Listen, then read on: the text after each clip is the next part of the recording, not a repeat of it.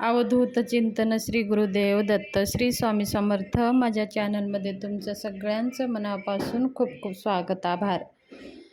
चला तर मग आज आपले विषय आहे नवरात्रीमध्ये आपल्या घरातून काही ह्या वस्तू काढून फेकून द्यायच्या असतात, नाही तर मग आपल्याला दारिद्र्यता आणि दुर्भाग्याच्या समोर जावं लागेल। नवरात्री ह्या नवरात्रीमध्ये खूप खूप अशी एक सकारात्मक ऊर्जा निर्माण होत असते आणि नवरात्रीमध्ये आपण आपल्या कुलदेवीची सेवा करत असतो, माता लक्ष्मीची सेवा करत असतो। मग आपल्या घरामध्ये ह्या काही ज्या वस्तू आहेत ह्या असले तर माता लक्ष्मीसुद्धा नाराज होते आणि आपल्या घरामध्ये दारिद्र्य येण्याचे कारण ठरतात। मग त्या कोणकोणत्या वस्तू आहेत ते आज ह्या व्हिडिओमध्ये आपण जाणून घेणार आहोत। व्हिडिओ स्किप करू नका, पूर्ण पहा। नवीन आला असाल तर एकदा चॅनलला सबस्क्राईब करून लाईक जरूर करा आणि कमेंट बॉक्समध्ये कमेंट जरूर लिहा। चला तर मग आपल्या नवरात्री सुरू होण्याच्या आधी आपल्याला कोणकोणते कामे जरूर करायचे असतात। तुमच्या घरामध्ये घटस्थापना करा किंवा तुम्ही घटस्थापना करू नका, किंवा तुमच्याकडे घटस्थापना करत नसाल तरीही पण एवढी ब्रह्मांडामध्ये एक सकारात्मक ऊर्जाचं वातावरण निर्माण होतं। ते प्रत्येक कणाकणामध्ये सकारात्मक ऊर्जा असते, म्हणजे आपली कुलदेवी आई भगवती त्यांचं वास साक्षात ह्या नवरात्रीमध्ये आपल्या घरामध्ये होत असतं। म्हणून आपण ह्या आपल्या आईला, आपल्या कुलदेवीला, आपल्या कुळाचं सांभाळ करणारी ह्या कुलदेवीला घरामध्ये स्वच्छता असेल तर ती कुलदेवी आपली प्रसन्न राहते। मग आपल्याला कुलदेवीचा आशीर्वाद प्राप्त होतो आपल्या कुटुंबावर। घरामध्ये जर साफसफाई नसेल तर गंदगी असेल तर अशा वेळेस कुलदेवी घरामध्ये येत तर असते पण ती राहत नाही, मग निघून जाते। अशा वेळेस मग आपल्याला हे सगळे काही दारिद्र्यता, नकारात्मकता ह्या सगळ्या गोष्टी आपल्याला जाणवत असतात। तर त्या कोणकोणत्या गोष्टी आहेत की आपल्या घरामध्ये ते ठेवायचे नाहीत। पहिली तर बघा, आपल्या घरामध्ये बंद पडलेली घड्याळ, आपली खूप आपण महागडे घड्याळ घेत असतो, हातावरची असो किंवा भिंतीवरची असो। त्या महागडे वस्तू असतात, ते खराब झालेले असतात, ते दुरुस्त होत नाही। मग त्याला आज आपण दुरुस्त करणार, उद्या करणार, असंच ते वर्षानुवर्षे आपल्या घरात पडलेली असतात, पण ते अशुभ मानले जातं। बंद पडलेली घड्याळ अजिबात आपल्या घरामध्ये असू नये, आपल्या वास्तूमध्ये असू नये, ती अशुभ मानली जाते। म्हणून बंद पडलेली घड्याळ हे कधीही घरामध्ये ठेवू नये, भिंतीवरती पण ठेवू नये। ती घड्याळ काढून फेकून द्यावे।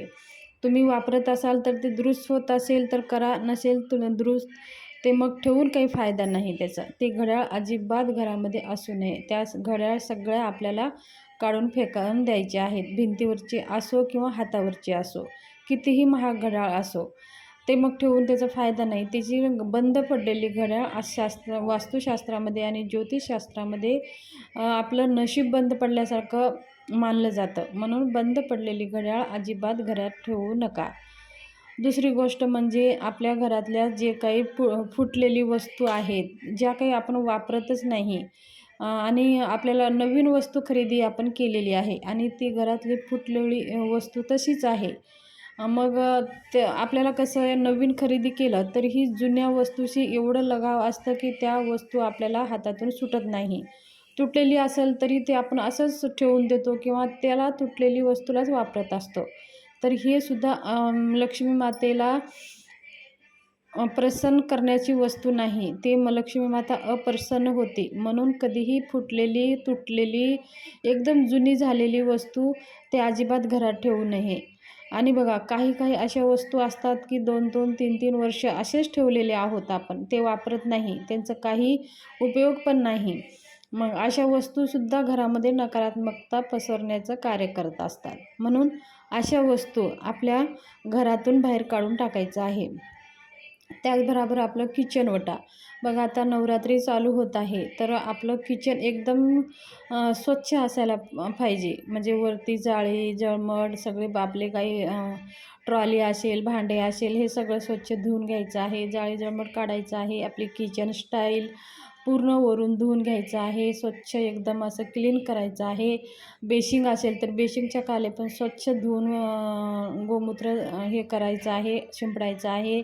आणि आपल्या सगळ्या कान्याकोपऱ्यामध्ये झाडून घेऊन पुसून एकदम घर असं चकाचक करायचं आहे. किचन ओटा हे माता लक्ष्मीचं स्थान आहे. माता लक्ष्मीचं स्थान आहे. मग आपलं किचन स्वच्छ जेवढं असेल तेवढं माता लक्ष्मी आणि अन्नपूर्णा देवी प्रसन्न राहते. म्हणून आपलं किचनसुद्धा स्वच्छ असायला हवा. तसेच घरामध्ये ज्या काही आपल्या तुटलेले चपल्या असतात बघा, तुटलेली चपल्यासुद्धा तेवढंच आपल्याला नकारात्मकता पसरत असते. जर आपण वापरतच नाही, त्या वर्षानुवर्ष वापरतच नाही. बघा शहर वस्तीमध्ये काय असतं की प्रत्येकाला मॅचिंग असे चप्पल, बूट, सँडल घेतात. पण ते कसं वापरत नाही. एकदा वापरलं का ते तसंच पडून राहतात. जे आपण वापरू शकता तेच ठेवा. असे जास्त तुटलेले चपल्या, बुटं वगैरे साठवून ठेवणं हे सुद्धा नकारात्मकताचं प्रतीक आहे. म्हणून ह्या वस्तूसुद्धा साठवून ठेवायचे नाहीत. जेवढे काही आपल्याला वापरायचे आहेत तेवढेच ठेवा आणि बाकीचे सगळे तुम्ही काढून फेकून द्या. दुसरी म्हणजे जे इलेक्ट्रॉनिक वस्तू आहेत बघा, फॅन आहे, टी व्ही आहे, इव्हॉन आहे किंवा आपली इस्त्री आहे, DVD आहे, अशासारख्या गोष्टी बंद पडलेल्या असतात. आजकाल बघा स्मार्ट TV आल्यामुळे घरातली जे DVD आहे, अगोदरचे CD प्लेअर, DVD ह्या सगळ्या वस्तू, TV अगोदरच्या जसं TV डिशवर TV चालवत होतो त्या TV, आणि आता आपण स्मार्ट TV घेतल्यामुळे त्या TV आपल्याला फेकून द्यावंसं वाटत नाही. मग ते असंच आपण वरती किंवा भंगारामध्ये म्हणजे आपलं एक्स्ट्रा सामान जिथं ठेवतो स्टोरेज तिथं आपण साठवून ठेवतो. पण हे पण नकारात्मकता पसरण्याचे कार्य करत असतात. म्हणून ह्या ज्या इलेक्ट्रॉनिक जेवढ्या वस्तू आहेत ज्या आपण वापरत नाहीत त्या वस्तू साठवून ठेवण्याऐवजी ते योग्य लोकांना तरी द्या किंवा तुम्ही विकून टाका, रिप्लेसमेंट करा किंवा ते तुम्ही वापरत असाल तर त्याचे रिपेअरिंग करून तुम्ही स्वतः वापरा किंवा तुम्ही दुसऱ्यांना वापरायला द्या. पण ते असंच बंद पडून वर्षानुवर्ष घरामध्ये ठेवू नका. नाहीतर मग त्याचं तुम्ही भंगारमध्ये देऊ शकता किंवा तुम्ही ज्या गरजूंना त्या वस्तू देऊ शकता. त्याच्यामुळे सुद्धा घरात नकारात्मकता पसरण्याचे कार्य होत असते. त्याचबरोबर बघा फाटलेले कपडे काय होतं, आपण एक असे फाटलेले कपडे असलं तरी त्याला इस्त्री करून त्याला शिवून वगैरे आपण घालत असतो. एखादी कलर, एखादी ड्रेस जर आपल्याला आवडलं, व्यवस्थित ते फिटिंगला बसलं तर आपण काय करतो, ते फाटेपर्यंत त्यालाच आपण घालत असतो. काही होऊ द्या, फाटलं तरी त्याला धुवून ते घालत असतो. कारण का एक त्या कलरशी आणि त्या ड्रेसशी आपलं एक अटॅचमेंट होऊन जातं.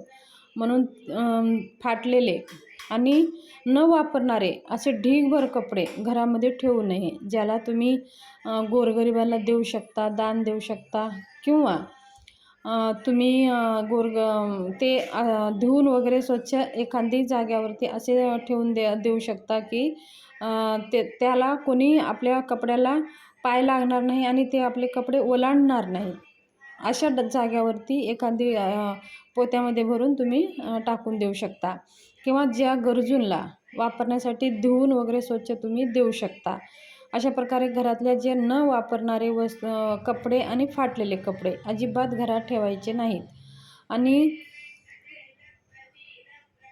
नवरात्री सुरू होण्याच्या आधी आपल्या घरातल्या सगळ्या रूमामधल्या सगळे जाळी, जळमट, कानाकोपऱ्यातले सगळ्या वस्तू काढून स्वच्छ पुसून घ्यायचं आहे आणि स्वच्छ आपलं घर एकदम नीटनेटकं ठेवायचं आहे. नवरात्री म्हणजे आपल्या कुलदेवीची सेवा आपण घरामध्ये करत असतो. तुम्ही घट जरी स्थापना करत असाल तरी करा, घटस्थापना करत नसाल तरी घर एकदम स्वच्छ करा. कारण का सूक्ष्म रूपामध्ये आई भगवती कुलदेवी आपल्या घरामध्ये वास करत असते. तुम्ही अखंड दिवा लावत असाल किंवा लावत नसाल काही हरकत नाही, पण ह्या ज्या गोष्टी साफसफाई करायच्या असतात ते आवर्जून ह्या नवरात्रीमध्ये तुम्ही करा. म्हणजे तुमच्या घरामध्ये सकारात्मकताचे वातावरण राहील. तर ही माहिती शेअर करायची होती. माझी माहिती आवडली असेल तर चॅनलला शेअर, सबस्क्राईब, लाईक, बेल आयकॉनचं बटन